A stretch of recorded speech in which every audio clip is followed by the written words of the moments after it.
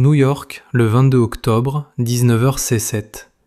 Une file s'étend sur 3 pâtés de maison le long de Broadway, depuis les portes de la Knickerbocker Trust Company. À l'intérieur, les guichetiers distribuent de l'argent aussi vite qu'ils peuvent le compter. 8 millions de dollars quitteront le coffre-fort en 3 heures, puis les portes se fermeront. La 3e plus grande société fiduciaire de New York est finie. Ce même après-midi, le coût d'emprunt d'argent à Wall Street atteint 70%. 2 jours plus tard, il atteindra 100%. Pas par an, mais par jour. Les investisseurs à effet de levier vendent tout ce qu'ils peuvent.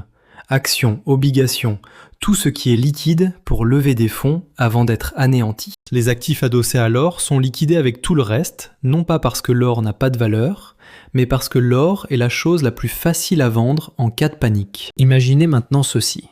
Le 15 septembre 2008, Lehman Brothers dépose le bilan.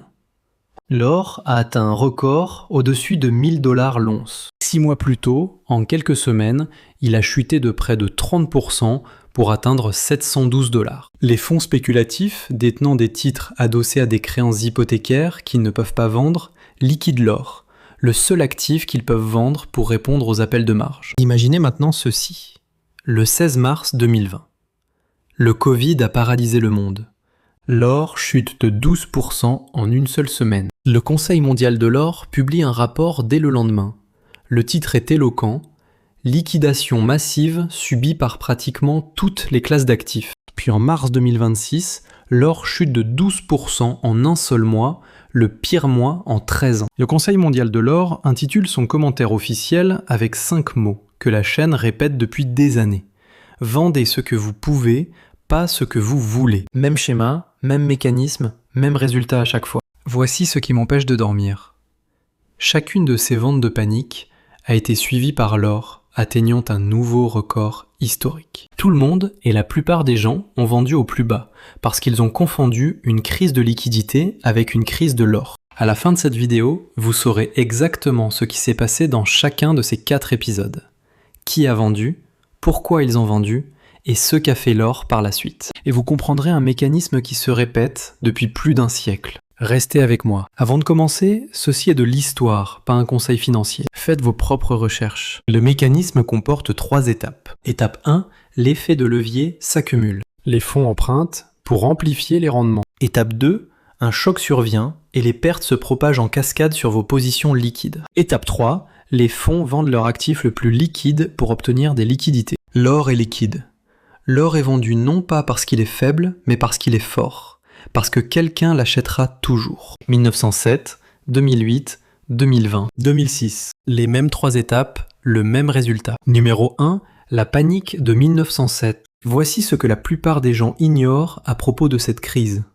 Elle n'avait rien à voir avec l'or. Elle a commencé par une manipulation boursière ratée. Un spéculateur minier nommé F. Augustus Heinze et son frère Otto ont tenté d'accaparer les actions de la United Copper Company le 14 octobre. Ils ont fait grimper l'action de 39 $ à 52 $ en une seule journée. La tentative d'accaparement a échoué le lendemain matin lorsque les vendeurs à découvert ont trouvé des actions à livrer. United Copper s'est effondré. Et comme Heinze était lié à une chaîne de banques et de sociétés fiduciaires, la contagion s'est propagée. La Knickerbocker Trust Company, dirigée par un homme nommé Charles T. Barney, était liée à Heinze par des relations personnelles.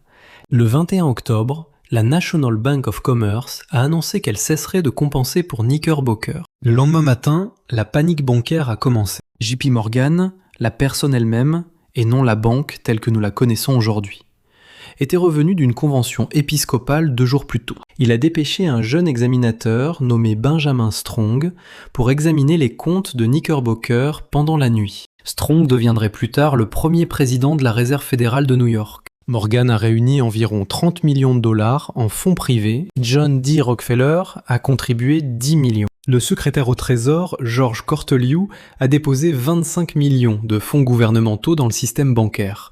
Le taux des prêts à vue, le taux auquel les courtiers pouvaient emprunter, a atteint 100%. Cela signifiait que si vous aviez emprunté de l'argent pour maintenir des positions, vous payiez la valeur totale de votre position en intérêt chaque jour. Que faites-vous ? Vous vendez tout ce que vous pouvez. les actions ont chuté de près de 50% par rapport à leur sommet. Charles Barnet, le président de Nico Boca, s'est suicidé le 14 novembre après s'être vu refuser une audience avec Morgan. L'or lui-même n'a pas été attaqué. Sous l'étalon or, l'or était de l'argent. Mais les actifs adossés à l'or, les actions, les obligations, les fiducies, ont été liquidés à des prix bradés, parce que les investisseurs à effet de levier avaient besoin de liquidités. La crise, elle a directement conduit à la création de la Réserve fédérale en 1913. La leçon que personne n'a retenue est que c'est l'effet de levier qui tue, pas l'actif, mais l'effet de levier. Et voici le deuxième cas qui prouve que ce n'était pas un hasard. Numéro 2, le krach de 2008. L'or a atteint un nouveau record historique de 1011 $ le 17 mars 2008. C'était le même jour où Bear Stearns a été renfloué. 6 mois plus tard, Lehman Brothers s'est effondré. Et puis il s'est passé quelque chose qui déroute encore les gens aujourd'hui. L'or a chuté de près de 30%, passant de plus de 1000 à 712 $ au 24 octobre. Comment est-ce possible ?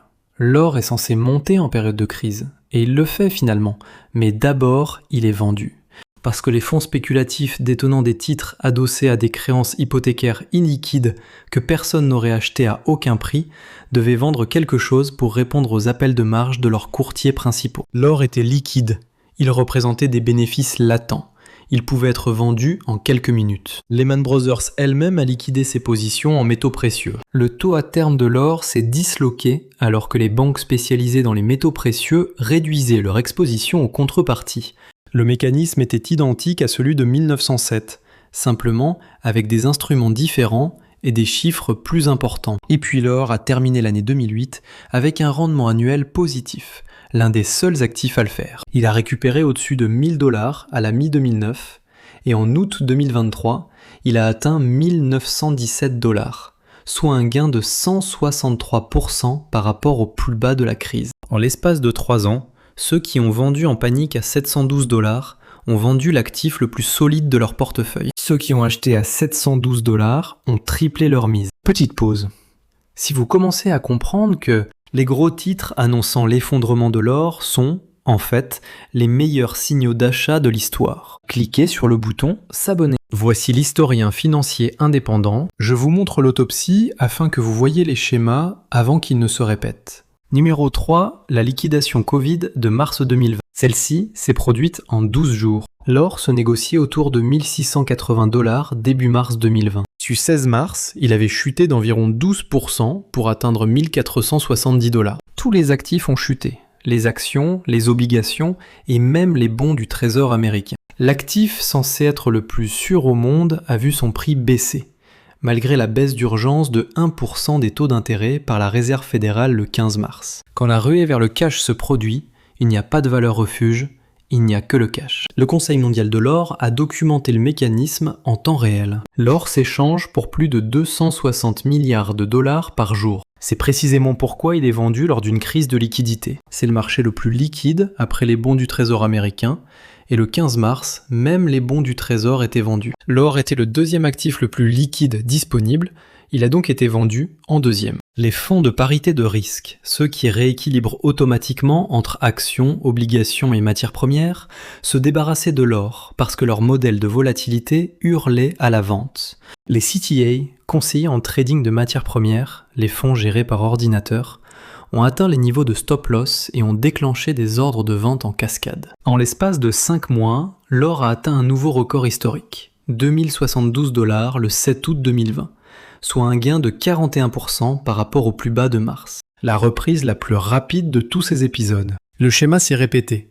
Les institutions à effet de levier vendent de l'or pour lever des liquidités. La vente forcée prend fin, l'or retrouve de nouveaux sommets. La seule question est de savoir si vous paniquez avec les institutions ou si vous achetez ce qu'elles vendent. Numéro 4. La correction de janvier à mars 2026. L'or a atteint 5595 $ le 29 janvier 2026, le prix le plus élevé de l'histoire. Le lendemain, il a chuté de plus de 13% en 2 séances, la plus forte baisse en une seule journée depuis 1983. L'argent a chuté de 34% en une seule journée. Le catalyseur, cette fois-ci, a été la nomination de Kevin Warsh, perçu comme le candidat le plus faucon pour remplacer Jerome Powell à la présidence de la Réserve fédérale. Puis l'opération Epic Fury a été lancée le 28 février, la campagne aérienne américano-israélienne contre l'Iran, et le pétrole a dépassé les $100 le baril. Les attentes concernant les taux d'intérêt ont évolué. Les appels de marge se sont multipliés. Rien qu'en mars, les ETF aurifères nord-américains ont perdu entre 13 et 14 milliards de dollars. 87 tonnes d'or ont quitté ces fonds. Les positions gérées sur le COMEX ont chuté de 22 tonnes au cours du mois, la baisse hebdomadaire la plus forte étant d'environ 40 tonnes la 3e semaine. Les fonds gérés par ordinateur ont liquidé leurs positions dès que l'or est passé sous sa moyenne mobile à 50 jours le 16 mars, pour la première fois en 7 mois. La Banque des règlements internationaux a publié une analyse dédiée, documentant que les investisseurs particuliers, et non les institutions, avaient été la principale source de la bulle d'afflux précédent. Les liquidations déclenchées par les appels de marge ont créé une boucle auto-renforçante. Tout le monde vendait parce que tout le monde vendait. Et le Conseil mondial de l'or, la source la plus autorisée sur le marché de l'or, a intitulé son commentaire officiel de mars avec ces mots. Cela devrait être gravé sur le bureau de chaque investisseur. Vendez ce que vous pouvez, pas ce que vous voulez. Mais voici ce qui s'est passé de l'autre côté du monde. Pendant que l'Amérique du Nord vendait en panique, les ETF aurifères asiatiques, menés par la Chine, ont enregistré 2 milliards de dollars d'afflux au cours du même mois. Alors que les fonds occidentaux se débarrassaient de 87 tonnes, les fonds orientaux ont absorbé les ventes. Et début avril, les flux mondiaux d'ETF sont redevenus positifs, avec 21 tonnes de retour dès la première semaine du mois. Goldman Sachs, qui avait célèbrement qualifié l'or de vente inévitable en 2013 à $1 000, vise désormais $5 400. JP Morgan prévoit $6 300. La Deutsche Bank annonce $6 000. La Société Générale, qui avait publié un rapport intitulé « La fin de l'ère de l'or » en 2013, juge désormais $6 000 conservateurs. Les mêmes banques qui vous disaient de vendre à $1 000 vous disent de conserver à $4 700. Ce n'est pas une contradiction, c'est le schéma. Ils vendent au plus bas et achètent au plus haut, puis ils vous disent de faire de même. Qu'est-ce qui tombe à zéro ? Ce sont les positions aurifères à effet de levier qui tombent à zéro, pas l'or, mais l'effet de levier. Chacun de ces 4 épisodes a ruiné les personnes qui détenaient de l'or sur marge. L'appel de marge ne se soucie pas de votre thèse. Il ne se soucie pas des fondamentaux. Il se soucie des liquidités. Si vous n'en avez pas, votre position est liquidée. Les détenteurs d'or physique, ceux qui possèdent le métal et non un contrat, n'ont jamais été anéantis lors d'une crise de liquidité. Leur or a temporairement baissé de prix, mais ils n'ont jamais été contraints de vendre. Et à chaque fois, le prix est revenu plus haut qu'avant. Les signes avant-coureurs actuels, nous venons de vivre l'épisode 4. La correction a eu lieu de janvier à mars de cette année. L'or est passé de 5500 à environ 4100. Il se redresse déjà, se négociant au-dessus de 4700 au moment où j'enregistre ceci. Les États-Unis viennent d'imposer un blocus naval sur le détroit d'Ormuz, après l'échec des pourparlers de paix avec l'Iran ce week-end. Le pétrole est près de $100. La Réserve fédérale est coincée entre l'inflation et un gouvernement qui ne peut pas se permettre des paiements d'intérêts plus élevés. Les banques centrales achètent de l'or au rythme le plus rapide depuis 1950. Et les positions de capitaux gérés qui viennent d'être liquidées n'ont pas encore été reconstituées. L'histoire nous dit ce qui suit. Le levier se dénoue, la panique prend fin, les moteurs fondamentaux se réaffirment et l'or monte plus haut qu'avant à chaque fois. Non pas parce que l'or est magique, mais parce que les conditions qui ont fait monter son prix, déficit, impression monétaire, chaos géopolitique et méfiance institutionnelle envers le dollar, n'ont pas disparu pendant le krach.